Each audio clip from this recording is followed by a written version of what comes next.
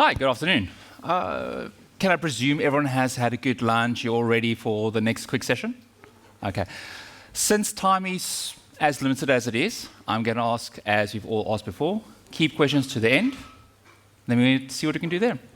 So, today's talk is information protection, or more specifically, getting to information protection via information management.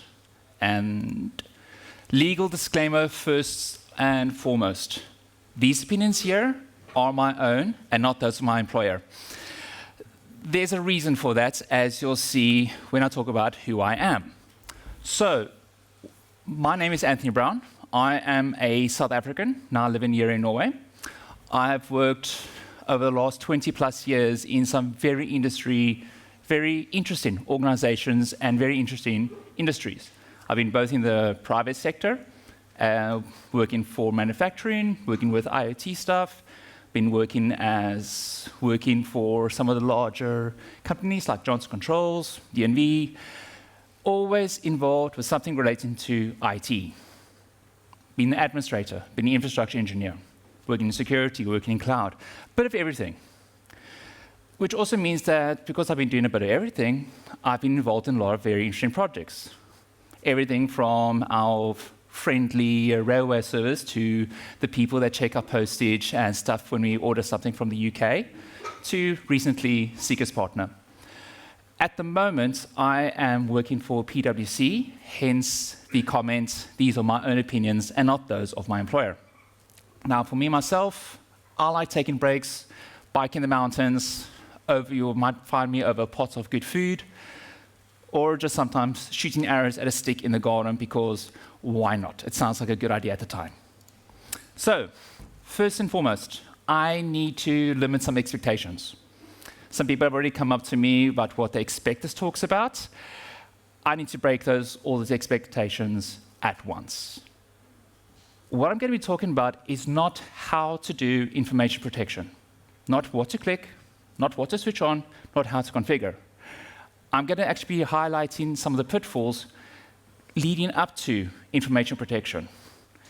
As any one of you who has implemented something technical or IT related in a company knows, if you just do it, but the company's not ready for it, it's probably not going to go very well. So I want to go through things to be aware of, what you need to build up to, what you need to get started. Unfortunately, I do not have the time to go into identity and access management, which is also really important for information protection and information management. But if you've got questions, I'm available after, we can talk about it. So first of all, what is information management? Now, DigDid has got a really nice comment, which I will just read the translation, is all organizations have a responsibility to manage the information that they own in a good manner.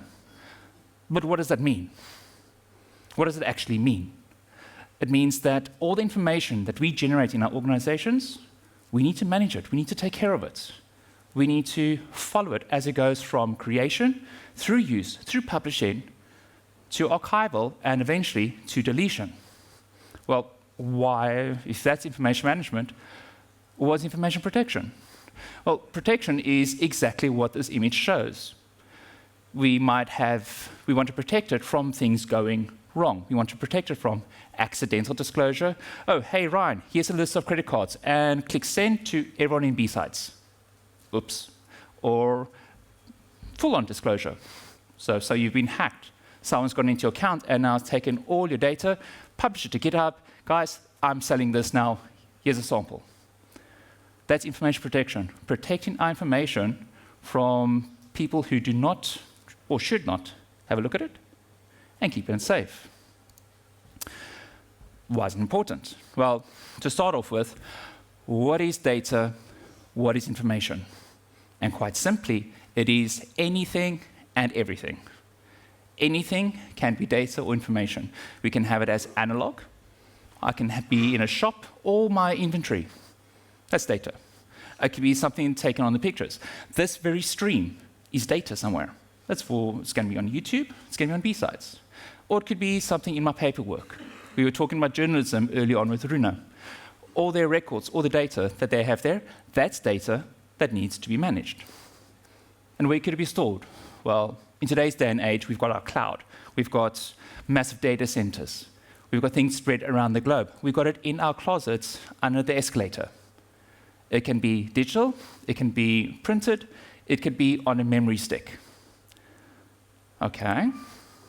And last but not least, it's important to protect this and manage it because it can be easily moved. As we said before, we could print it. We could run it in tomorrow's newspaper, We could share it on social media. We can publish it. Or, more likely than not, we're just going to want to work with it. What's the use of a full-on information protection and locking down of all my data if I cannot get my job done? Data wants to be moved. It wants to be shared. We want to go forward with it. If that's the case, we need to manage it. Now, as I said before, I'm not talking about information protection directly. But I am going to talk about it because, as you can see from these two blocks here, management and protection, they actually link directly to each other. And then from protection, up to all my devices, up to all my infrastructure, up to all those that I identify with. Now, in information in the world, we follow an information lifecycle.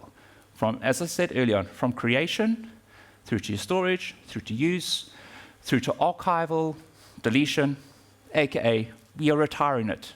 No, I'm not sending anyone to the farm, I'm just going to retire it. And then if we go to information protection side of things, well, now we want to discover, where is my data? Is it on my mobile phone? Is it on someone's USB? Is it on their computer?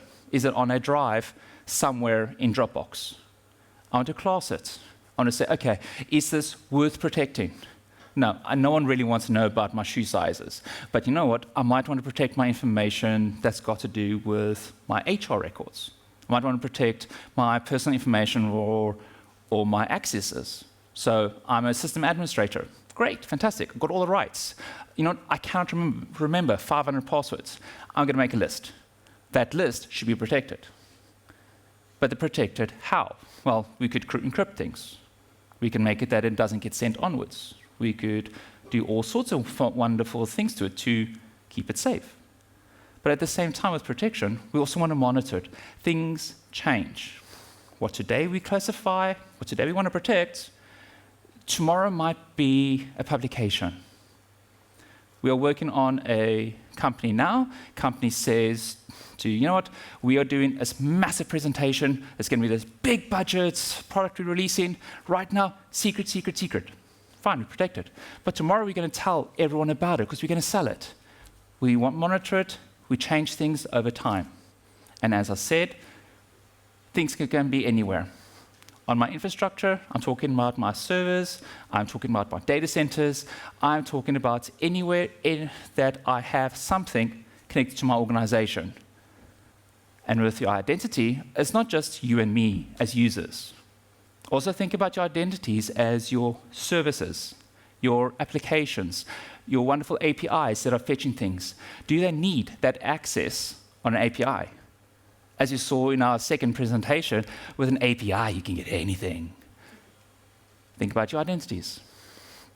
So, let's go have some fun. What can go wrong? And oh boy, so much. First and foremost, I've split up what can go wrong into different categories. Now, first category, no support. Initially, you can take that to mean no support from leadership.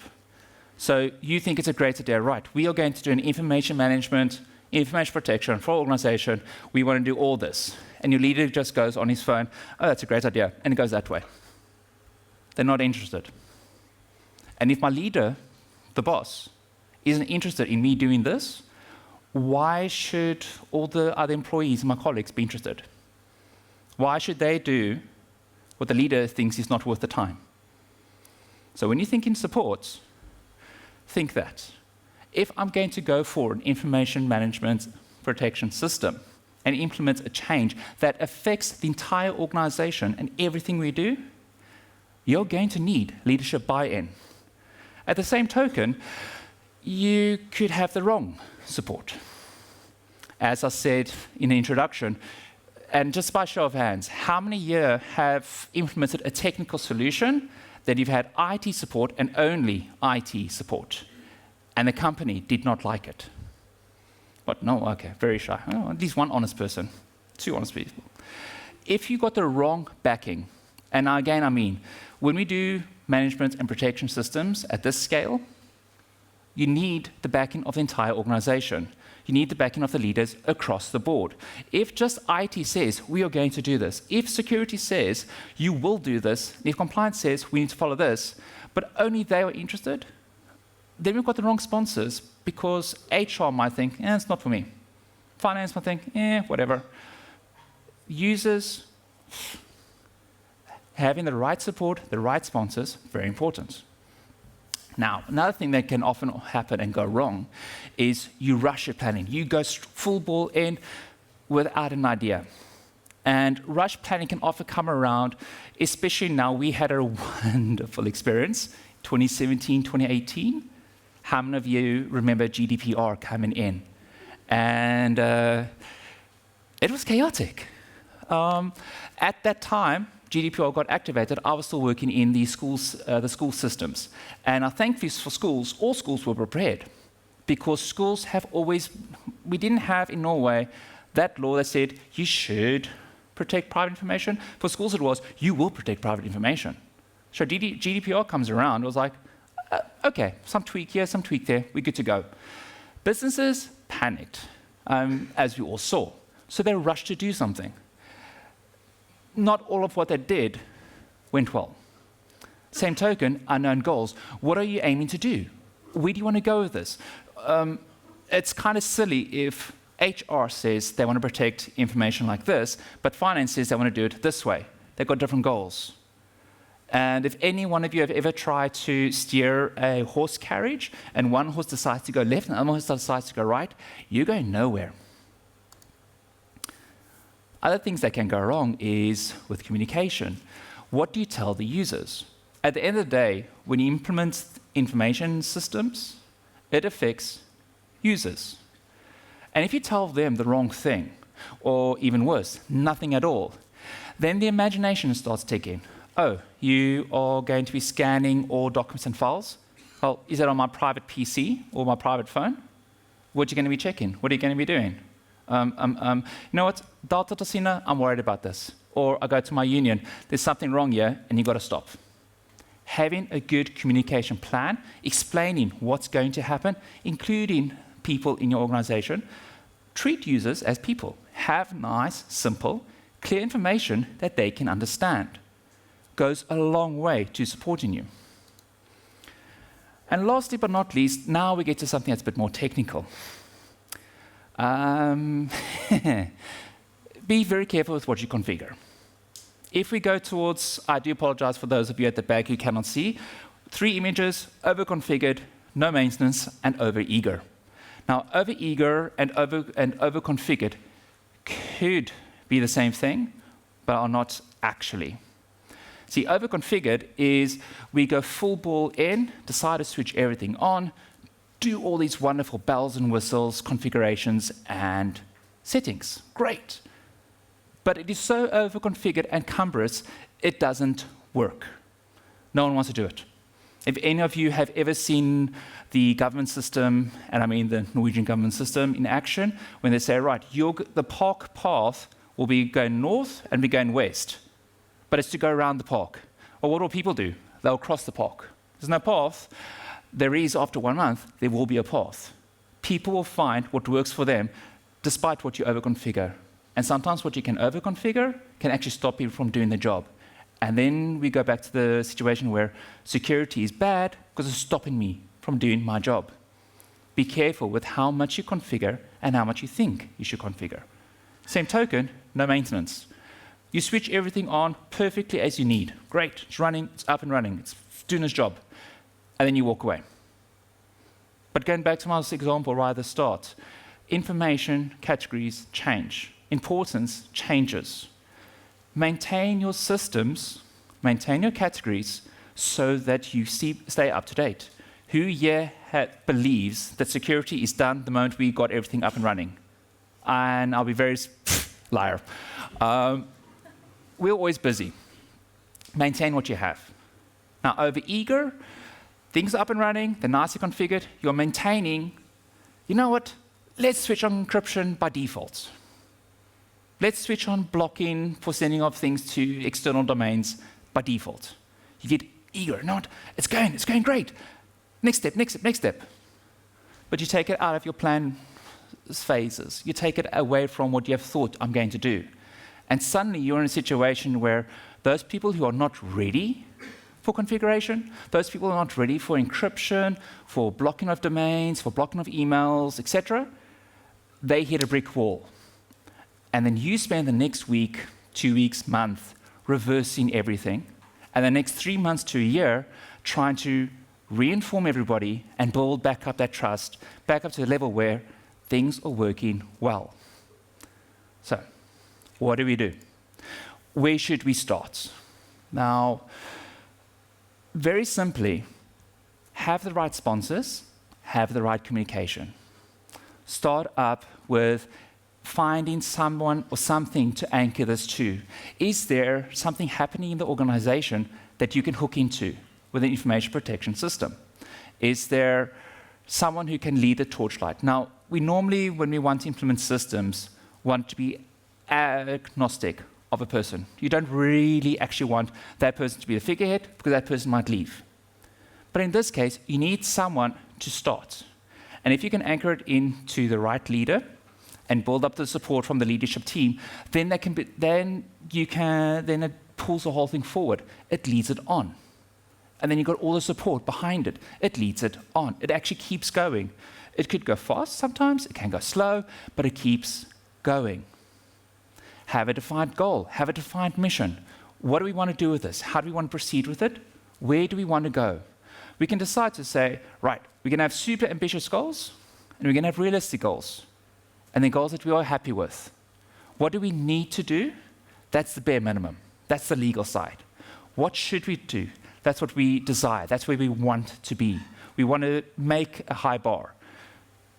Expectations, when you're thinking about protecting your data, it's not just the legal expectations, what we have to do, GDPR, Norwegian law, financial law, etc., but it's also the expectations of your customers, your users. They expect we are going to treat our information, or I should say, our information at that organization, we are going to treat it well. Well, let's live up to that trust. So we set our goals that we can achieve. We set our goals of where we want to go and what we want to do. We define clear principles, define clear standards. We're going this way. Now, I have these slides we'll publish somehow. We'll get it out to you. I have created an appendix in this presentation. Inside are some bit more clearer things, bit more do this, I advise this. It's a good getting started. It is both in Norwegian and in English. By all means, download it, help it to get you started. Now, that is me. If you want to get in touch with me, feel free to send me an email. I am on LinkedIn. I don't mind DMs. And if you've got any questions on both this for the business change or the technical side, I'm available. Thank you.